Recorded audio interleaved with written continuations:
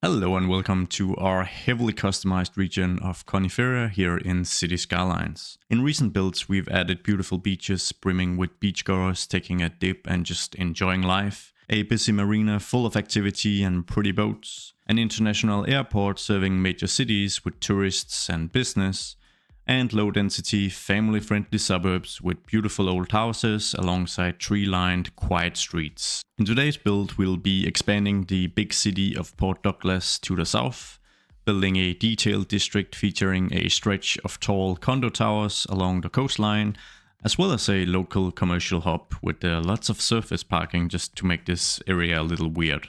And if you enjoy my content, hit the like button and consider subscribing to never miss out on new uploads. 80% of my regular viewers aren't subscribed, so maybe you've just forgotten to.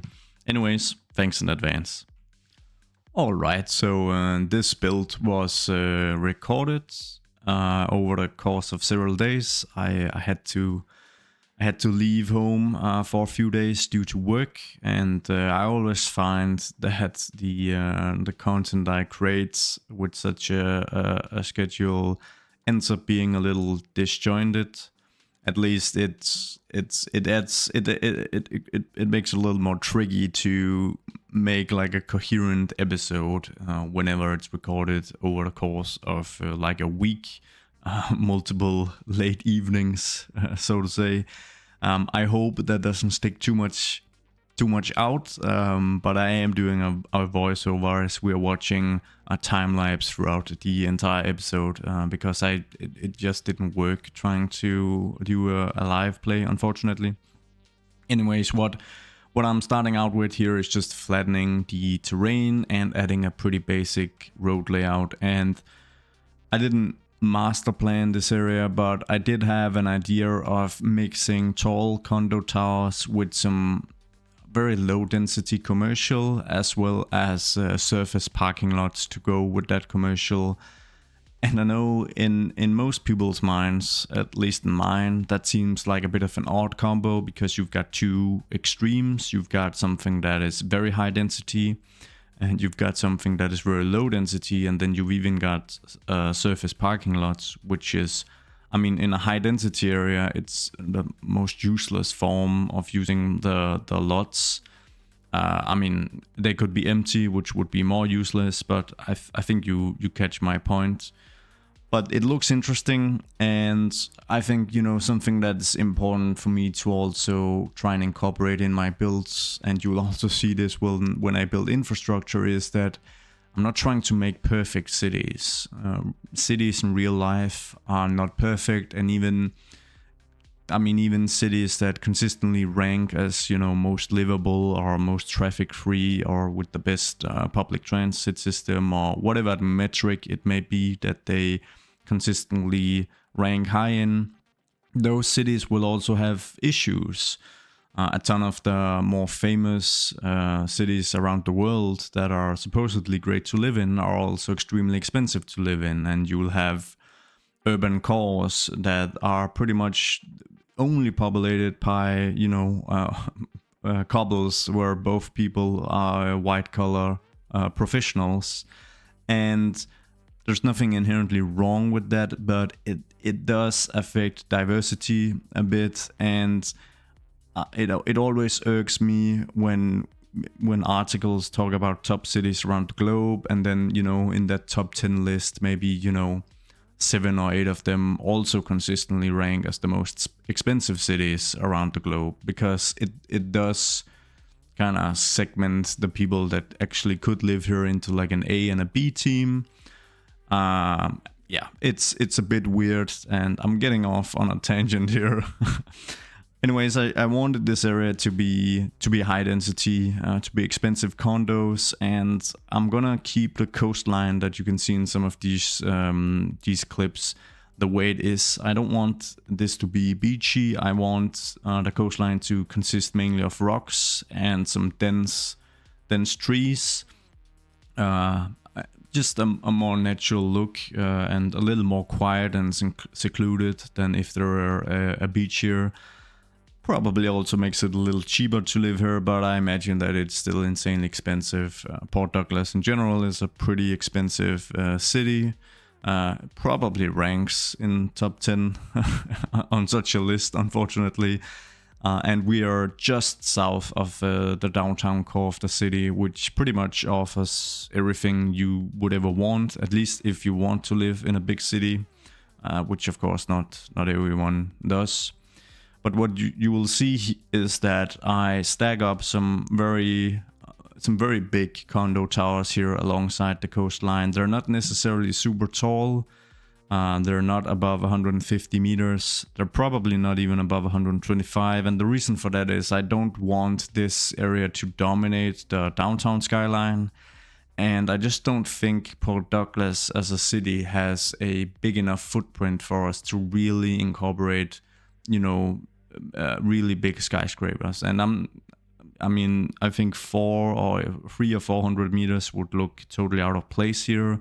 And even 200 is probably pushing it. So I'm trying to keep that in mind, and I'm trying to use the building height filter that you can use with Find It to narrow down the selection of buildings that I have available.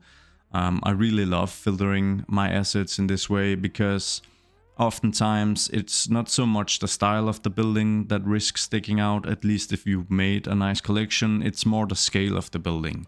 So yeah, that filter really helps narrow down the scale. I'm trying to build some underground parking garages here underneath these towers, and I quickly realized that unfortunately I don't really have a nice prop to act as a parking gate here. So you will have to excuse me because I'm going to try and make it work with this very industrial looking gate. And I'm even gonna copy it and reuse it on some of the other buildings because I just don't have anything else available. And in practice I could have just shut the game down here, grabbed whatever I wanted from the workshop and tried to improve it. But I'm also trying to put a bit of restraint on myself and limit myself, because that's also when you start doing that, then you're on a subscription spree real fast, and before I know it, we're 15,000 assets deep and the game will barely load. So I'm trying to make it work with what I've got, and I'm also trying to avoid having too many of the garages go underground as the one I'm building right now on the screen, because it just adds so much extra time to the build. I have to make retaining walls, I have to fidget about with grass surfaces to get it to work, and the end result is nice, and I'm happy that I did include a few of these. But in general, I am trying to just restrain myself a little bit.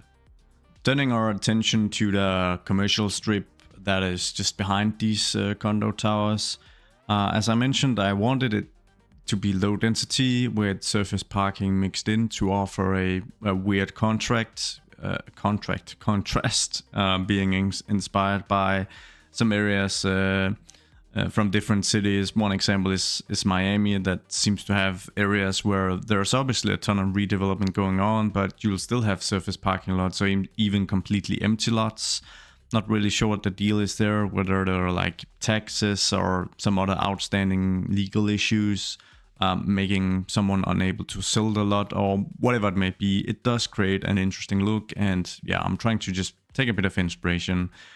I quickly realized though that I don't actually have all that many low density commercial assets, and this is the second time I say that I don't really have the assets I need in this one build. So I'm afraid I might need to go on a subscription spree to make up for all this. Which my computer is definitely for sure going to thank me for. I also add a bit of commercial at the very base of some of these condo towers. I find that this is a very quick and efficient way to just make the complex stand out a bit more and be a bit more unique and feel like an actual complex, a mixed use complex basically.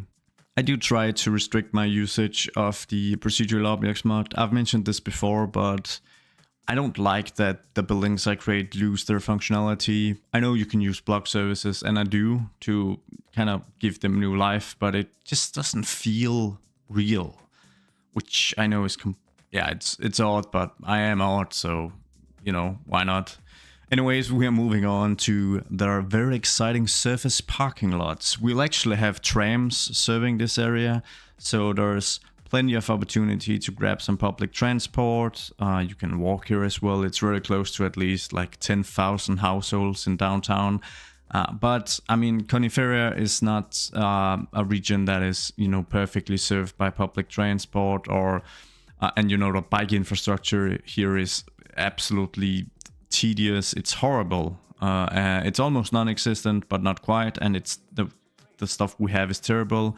It's something you guys have been commenting multiple times, but I think it's a trait of the region by now. The bike infrastructure is just terrible. We might fix that up actually, let me know in the comments if you'd like a full episode just dedicating to trying to fix up some of the bike infrastructure and adding a ton of new bike infrastructure. It could be interesting. For now, it's a trademark how terrible it is. Anyway, surface parking lots. Yeah, I start talking about bikes instead because it's not really very exciting, is it? It's just pavement or asphalt and places where people can park their cars. I'm trying to add some planters throughout to make it a little more interesting throughout these clips, but yeah, it's not very interesting. We start adding a bit of detailing, and I'm trying to reduce the amount of detailing I do, and I know if you're a regular here on the channel, you're gonna roll your eyes right now and play the world's smallest violin because I've said that 275 times this year alone.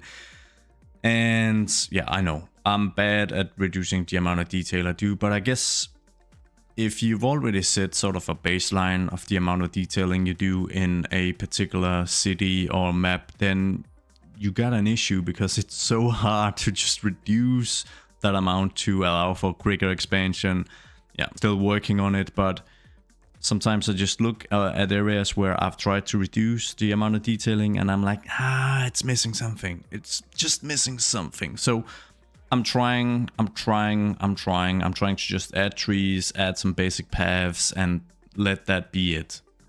And apparently I just can't help myself but to add these red decals, these tiles through the commercial district. I don't know what it is, but any chance I get, I start adding these bad boys. And I guess I've just seen so many small cozy towns or university cities on like the East Coast, the Northeast Coast of the US, where these are super prevalent on Google Maps and Google Earth, and it looks so cozy.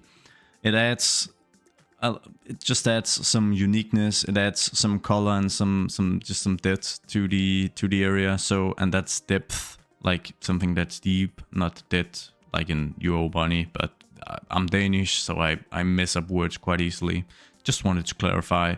Yeah, red decal tiles, why not? I always add them when I can. And then of course I'm jumping to some intersection marking tool work here, because it just adds so much if you take the extra time to add some markings. And the awesome thing about this mod, of course, is that when you've done that initial work on a particular road, you've added a design that you enjoy and like. It is super easy to copy paste it everywhere, and you'll turn a basic road asset into something that really is unique and your own. And the flexibility and just the sheer power of this mod is just amazing. And I just can't help but each time I use it extensively, I think back to the quote-unquote good old days where we had to manually place every single decal, like every small white line or arrow. And of course it wasn't flexible or modular at all, so if you were to move that road just a little bit, you'd mess up the whole thing. Very happy we have IMT these days. Anyways, I think I'm gonna turn down my own rambling, throw on some hopefully nice musics and let you guys enjoy the remainder of this build. It mainly consists of adding a ton of detailing to add some personality to this area. But we do also expand the tram network southward from the downtown core of Port Douglas. And after having played the simulation for a while and letting a few thousand people move in here, the tram line is actually used quite extensively. So I'm pretty happy with that. And if you're stuck with me for this long, then congratulations, your capacity for rambling is pretty high. Or alternatively, you just think I build cool stuff, and yeah, whatever the reason, I'm happy you're just sticking around. That's very cozy. And just want to express some overall gratitude towards all of you. I get many comments, so much feedback and input, and I literally don't really have time to answer everything, even though that was actually a goal I had when I kickstarted the channel again about a year ago. But if I were to attempt to do that, it would interfere with the time I have to create content. So I hope you guys agree that I'm prioritizing the right way by just trying to focus on the content. Cities Skylines 2 is right around the corner, and I can't wait to play that and share it with all of you. So yeah, thank you guys so much for watching. I hope you enjoyed the rest of the episode and the final cinematics, and I'll see you guys in the next one. Bye.